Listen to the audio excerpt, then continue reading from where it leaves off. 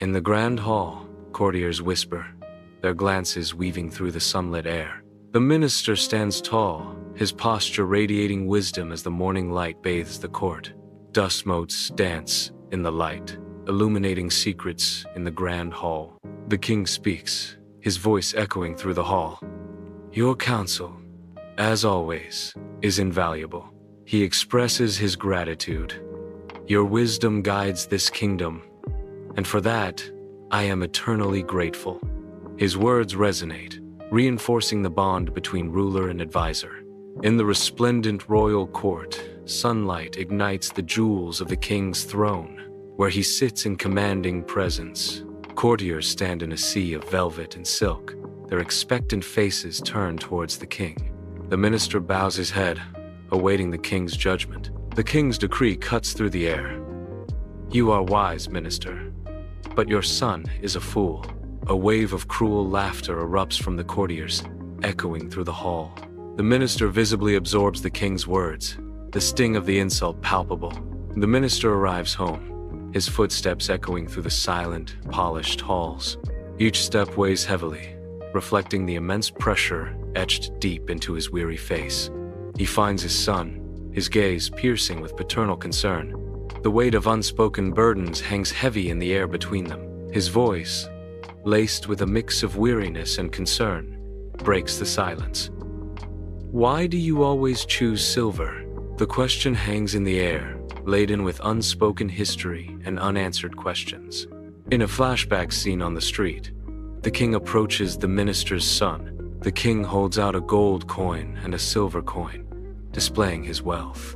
With a smirk, the king challenges, which is more valuable? The minister's son looks at the coins, contemplating the king's question. In a dramatic gesture, the minister's son points towards the silver coin, challenging the king's honor on the sun-drenched street.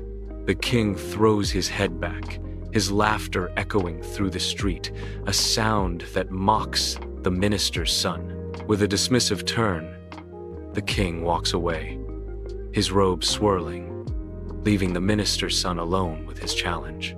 Abandoned and resolute, the minister's son remains fixed, the silver coin glinting under the sunlight. Inside the minister's home, a son leads his father toward a hidden secret. Before them, a concealed chest promises untold riches, its contents hidden from prying eyes. The chest opens, revealing a hoard of gleaming silver coins that capture and reflect the light. Each day, I choose silver, the son reveals, hinting at a strategic game. If I chose gold, the game would end, he warns, the stakes far higher than mere wealth. The minister stands before the chest, his face etched with initial dismay. Dismay gives way to dawning understanding, a subtle shift in his eyes. Recognition flickers across his face, a fleeting moment of clarity. He begins to grasp the cleverness woven into his son's strategy. His eyes light up with newfound respect. He nods slowly, a silent acknowledgement of his son's brilliance. In the grand royal court, the minister stands as a pillar of strength, towering over the assembled courtiers. A subtle undercurrent of whispers and snickers weaves through the courtiers, each glance a pointed jab at the minister's son. Unfazed by the scorn, the minister's son conceals a knowing smile, a secret glint dancing in his eyes. He holds back the truth, a silent guardian of secrets amidst the court's disdain. The minister stands as the whispers swirl around him, the secret held tight. Under the open sky, the king seeks out the minister's son, the glint of coins reflecting the day's light. The king presents the challenge. Which will you choose, son? Gold or silver? The minister's son hesitates, his decision hanging in the balance as the coins shimmer before him. With a pointed finger and a soft voice, the minister's son makes his choice. Silver. The king listens intently as the minister's son's choice echoes through the silent street.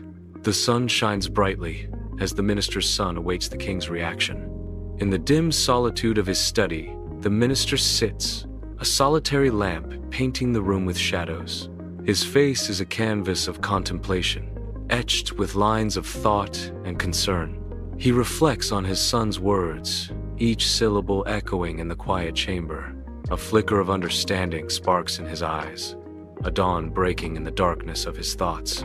He realizes that appearing foolish can sometimes be the wisest path. The royal court basks in the sun's radiant embrace, dust motes twirling in the air like tiny dancers. A courtier, overflowing with pride, gestures theatrically, his voice booming through the grand hall. He unleashes his scathing mockery upon the minister's son, who remains a pillar of strength amidst the storm of words. The minister, a mask of composure, watches the scene unfold, a flicker of amusement dancing in his eyes. In the heart of the royal court, power and pride clash, setting the stage for a drama yet to unfold. Inside the minister's home, a son sits at a polished wooden table.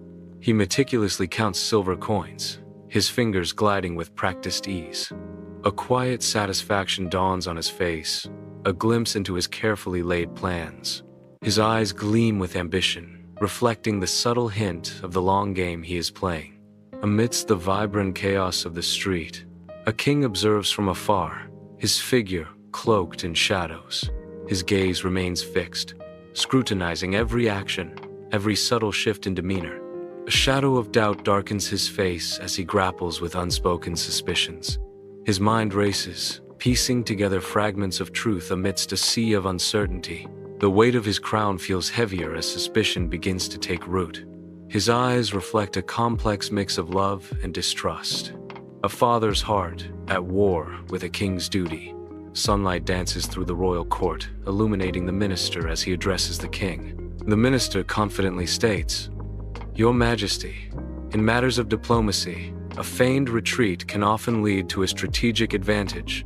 Like drawing the enemy into unfavorable terrain." Seated on his throne, the king observes the minister, a flicker of curiosity in his eyes. The king responds, his voice laced with intrigue. "An interesting tactic, minister. It seems your perspective has shifted recently." The minister maintains his composure. "I merely strive to serve you better, Your Majesty, learning from all available sources." The king watches the minister, his expression unreadable as the weight of unspoken words fills the court. Dim light stretches across the room, highlighting the weight of years on the minister's face. His son stands before him, a posture that speaks of both humility and inner strength. Their eyes meet, a silent acknowledgement bridging the space between them. No grand gestures, no dramatic words, just a profound respect saturating the room. In the quiet of the dimly lit home, unspoken bonds resonate deeply between father and son. On the bustling street, the king's face softens with understanding as he gazes upon his son.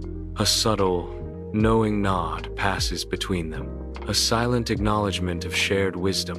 The king presents the coins, a gesture imbued with layers of affection and trust. The son's lips curve into a slight smile, a glint of amusement dancing in his eyes. His fingers brush against the cold metal as he chooses silver once more, a familiar pattern in their dance. The game continues, now imbued with a newfound depth of understanding and connection between father and son.